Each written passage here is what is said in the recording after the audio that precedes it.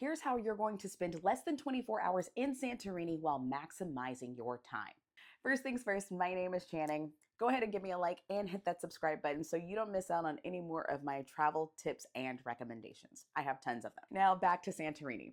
Me and my girlfriends actually took a cruise last year on Virgin Voyages, and we had a stopover in Santorini for the day, and it was amazing. However, if you do not plan this day accordingly, you will end up wasting a lot of time and you won't be able to see everything that you want to on that day. My number one tip for Santorini is booking a private driver or private charter ahead of time. So of course we know that Santorini is incredibly hard to get to, right? Especially if you're only stopping there for a very short amount of time or if you're coming in as a port of call for a cruise. What people don't really tell you though is, especially if you're coming over on a cruise, is of course you get there via the little cruise ferry, but then on top of that you actually have to take some type of transportation to actually get to, well, the actual city, which is on kind of on top of like a mountainside or cliffside. So there are a couple of ways that you can do that. You can take a cable car, which takes an extreme amount of time, especially during the peak travel season, which is the summer, or really anytime any of the cruise ships are there. You can also take a donkey, which is extremely unethical, so don't really want to do that. You can technically hike it or walk it, but really wouldn't suggest that either because it's a little bit dangerous and treacherous, and it's the same path that the donkeys use, so you're essentially stepping in a lot of, yeah, we don't really want to do that either. And I don't know if you've ever been to that part of the world in the heat of the summer, but as somebody who's born and raised in Texas, it's even hot and humid to me. So no, you don't want to take that walk. So if you book some type of private driver or tour that day, they actually pick you up from where the cable car will take off from, or a lot of the other ferries are dropping people off at, and they'll take you around to this other side of the island, and then will take you via private car up to where the actual city lies.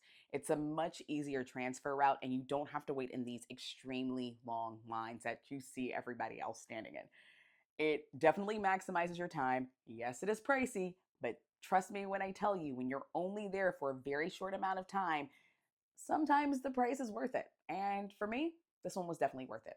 With this specific tour that my friends and I did, we actually had our driver for the entire day. It included stops at a local restaurant that's set right there on the beach, an amazing winery and tour along with tastings. That was absolutely incredible. I'll be doing a separate video on this one that I know you'll want to check out because the wines were incredible. And we are all wine snobs in my crew, so when I say that we all love these wines, I mean it. It also included a little walkthrough of this really adorable neighborhood, and our tour guide was absolutely amazing and happened to be a local teacher, so he was able to explain more about the culture and of course the history of not just Santorini, but just Greece as a whole.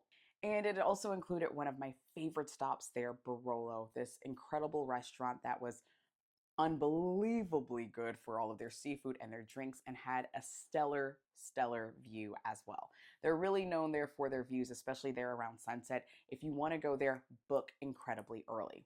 Now, a lot of people have a lot to say about Santorini. Now, yes, it gets very packed, and yeah, it's incredibly touristy. If you want to take pictures, of course, at the iconic blue domes, you have to get to that part early in the day and expect to wait in a few lines. However, there are only a couple of those blue domes. The domes themselves really represent churches, so there are only a few of those. Just know that where everybody are taking those iconic photos, you can actually just go around the corner and take almost the exact same shot.